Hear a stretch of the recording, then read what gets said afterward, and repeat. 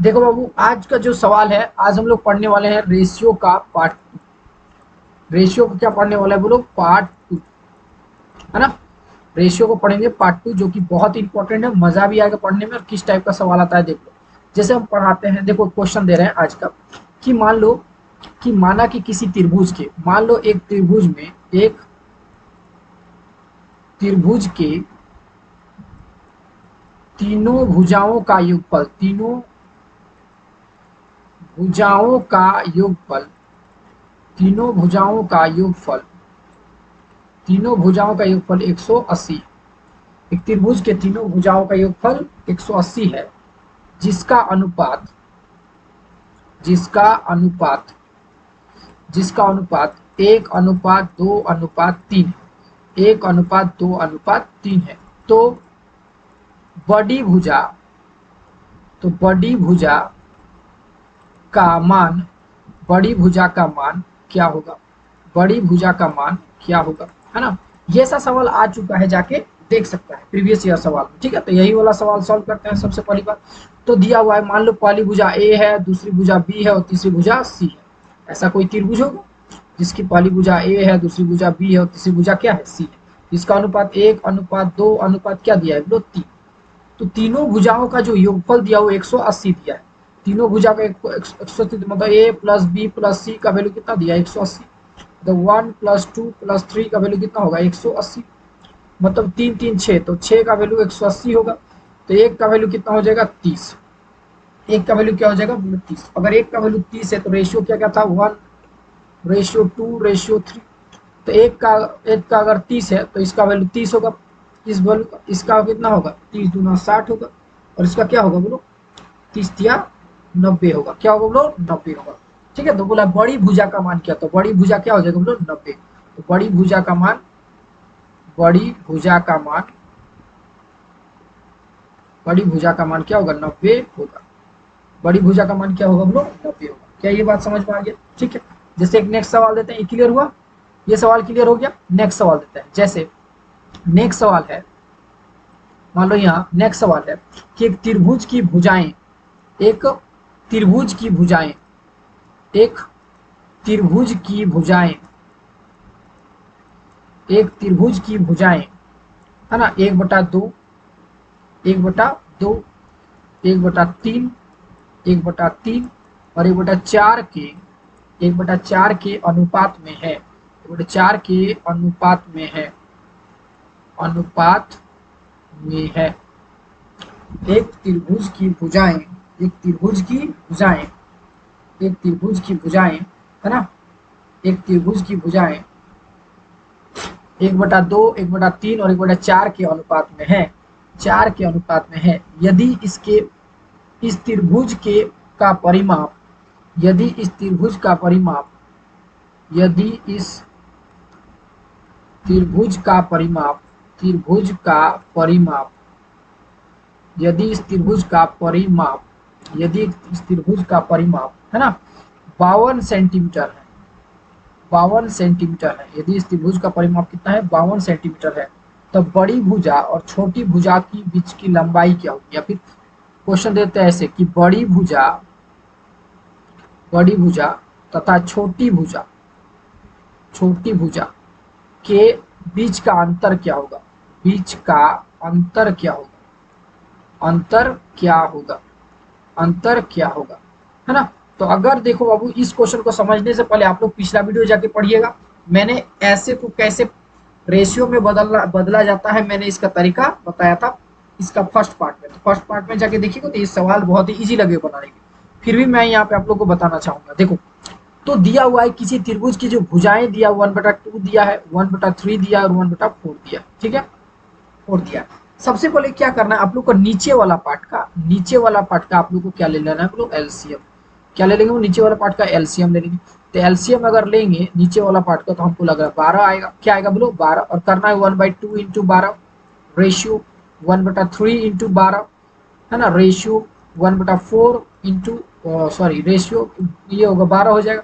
इसको सॉल्व करेंगे तो यहाँ आएगा, ये आएगा यहाँ, तो 6, तो यहाँ आएगा 6, रेशियो यहाँ से यहाँ करेंगे तो होगा 4, तो होगा 4 रेशियो, यहाँ से यहाँ कैसे करेंगे 3, तो ये होगा 3।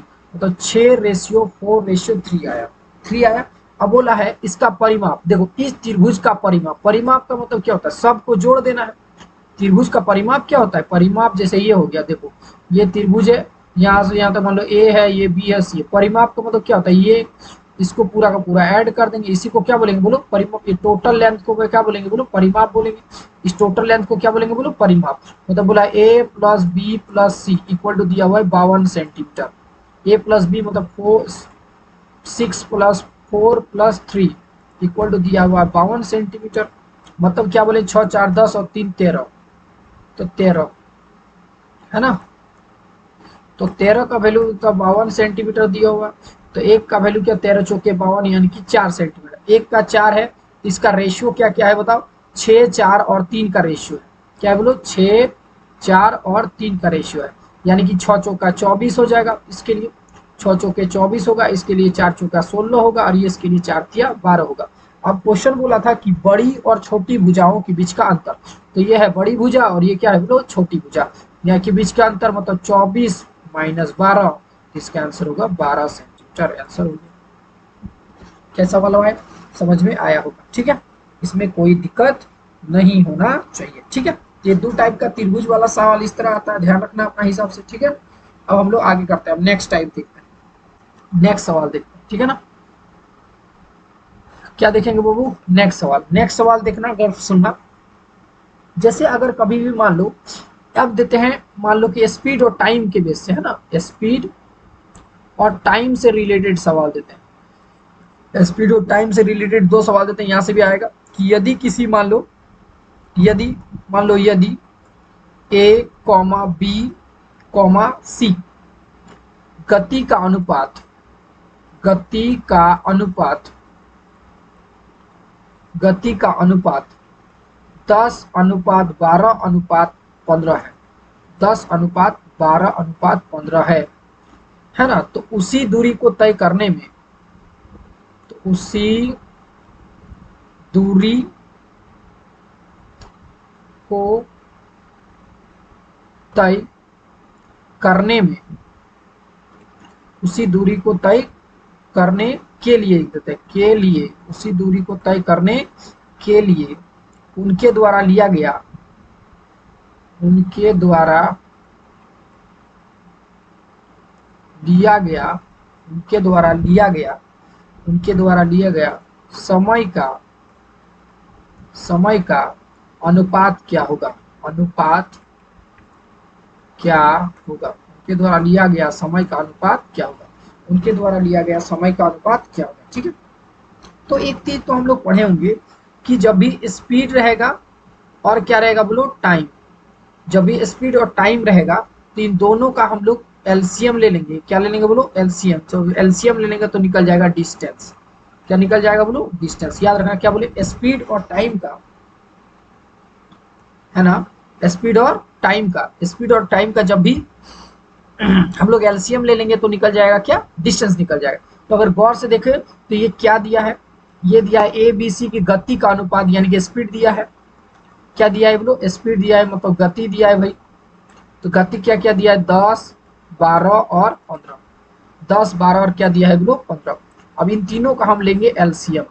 क्या ले लेंगे, तीनों का लेंगे एलसीएम। एलसीएम कितना आएगा, 10 12 और 15 का एलसीएम कितना आएगा, 30 तो आएगा नहीं, 60 आ जाएगा। कितना आएगा इसका एलसीएम, क्या आ जाएगा, एलसीएम कितना आ जाएगा बोलो, 60। एलसीएम क्या आ जाएगा बोलो, 60। तो ये जो 60 है वो क्या बताएगा बोलो, ये बताएगा डिस्टेंस। ये क्या बताएगा बोलो, डिस्टेंस को। ये कॉन्सेप्ट है, ध्यान रखना। स्पीड और टाइम का हम लोग एलसीएम लेंगे तो क्या बता देगा बोलो, डिस्टेंस। अब बोला समय का अनुपात पूछा है, किसका पूछा है बोलो, समय का अनुपात, समय का अनुपात। तो मान लो पहला वाला के लिए देखो, पहला वाला के लिए तो पढ़े हम लोग की वेलोसिटी टाइम इक्वल टू क्या होता है, टाइम इक्वल टू डिस्टेंस बटा वेलोसिटी, डिस्टेंस बटा वेलोसिटी, यही होता ना। तो पहला वाला के लिए देखो, तो पहला वाला के लिए डिस्टेंस क्या है बोलो, 60 है और 22, और स्पीड कितना है बोलो, 10। तो ये वाला होगा, पहला वाला का 6 होगा अनुपात, दूसरा होगा 12/10, सॉरी 60 बटा क्या हो जाएगा बोलो, 12। गौर से देखना, 60 बटा क्या होगा बोलो, 12, तो 5 होगा। और ये वाला बोलो, इसका डिस्टेंस, डिस्टेंस कितना दिया है, डिस्टेंस हो 60, 60/15, इसका आंसर क्या है? 15 चौके 60, यानी कि 6:5:4 होगा। ये किसका अनुपात होगा बोलो? समय का अनुपात होगा। किसका अनुपात होगा? समय का अनुपात। क्या ये समझ में आया? क्या बोले? एक सवाल और दे दे, एक सवाल और दे दे, एक सवाल और दे देते है ना। एक सवाल और दे देते हैं, कर लेना इसी टाइप के। देखो, यदि किसी वस्तु, देखो यदि ऐसे लिखो ना, यदि यदि पी क्यू आर, यदि पी क्यू आर के गति का अनुपात, पी क्यू आर के गति का अनुपात, यदि पी क्यू आर के गति का अनुपात, पी क्यू आर के गति का अनुपात 4:5 अनुपात 4:5:8 है, 4:5 क्या है? 8 है। तो इसके द्वारा तय की गई दूरी, इसके द्वारा तय की गई दूरी, इसके द्वारा तय की गई दूरी में लगे समय का अनुपात, दूरी में लगे समय का अनुपात क्या होगा? इसके द्वारा लगे समय का अनुपात क्या होगा, है ना। तो ये सवाल को सॉल्व करते हैं, देखते हैं क्या बोलता है। तो गौर से देखो, पी क्यू आर में गति का अनुपात, किसका अनुपात बोलो? गति का अनुपात। गति का अनुपात दिया है 4:5:8। तो हम बोले इसका जब भी हम एलसीएम लेंगे तो निकल जाएगा डिस्टेंस। क्या निकल जाएगा बोलो? डिस्टेंस। तो इसका एलसीएम लो, हमको लग रहा है बेस्ट एग्जाम्पल होगा, इसका एलसीएम होगा 40। 20 तो होगा नहीं, 40 हो जाएगा। तो 40 मेरा डिस्टेंस निकला और समय का पूछा है, तो समय का फॉर्मूला होता है बोलो डिस्टेंस बाय वेलोसिटी।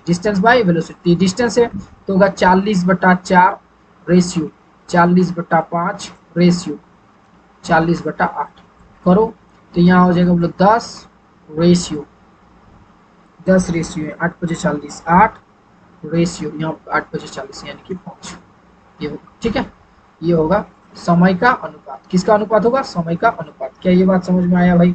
क्या ये समझ में आया? ठीक है, नेक्स्ट सवाल देते हैं, गौर से देखना, मजा आ जाएगा, टेंशन लेने का नहीं। देखो, अगर मान लो समय का दिया हुआ है, मान लो समय का अनुपात है ना, यदि किसी वस्तु द्वारा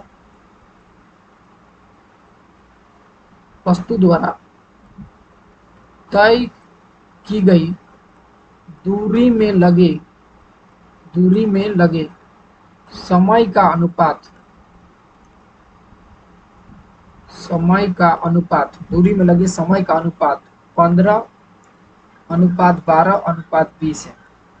15:12:20 है। तो समय का अनुपात इतना इंटू, तो चली गई दूरी या फिर चली गई चाल, या फिर चली गई चाल मतलब क्या होता है बोले? स्पीड। चली गई चाल का अनुपात क्या होगा?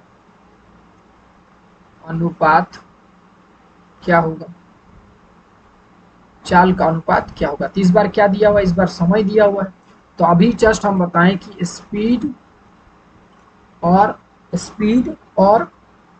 स्पीड और टाइम का जब भी हम लोग एलसीएम लेते हैं, क्या लेंगे बोलो? एलसीएम। तो बताएगा डिस्टेंस को। क्या बताएगा बोलो? डिस्टेंस। ठीक है, क्या बताएगा बोलो? डिस्टेंस। ठीक है ना, क्या बताएगा बोलो? डिस्टेंस को। तो इसको सॉल्व करेंगे कैसे? देखो, बहुत सिंपल है। तो देखो, इसका अनुपात क्या दिया हुआ है? चली गई दूरी में लगे समय का अनुपात। तो समय का अनुपात दिया है 15:12:20। अगर दूरी पूछता तो दूरी इसका एलसीएम हो जाएगा, इसका एलसीएम ले लेंगे तो दूरी बन जाएगा। हमको लग रहा है इसका एलसीएम 60 आएगा। इसका एलसीएम क्या आ जाएगा बोलो? 60 आएगा।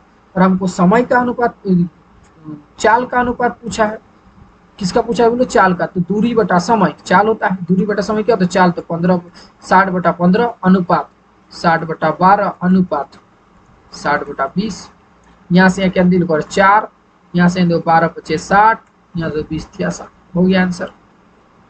समझ में आ गया? एक और सवाल दे देते हैं, क्या ये मजा आया? एक और सवाल दे देते हैं, एक और लास्ट सवाल दे देते हैं। यदि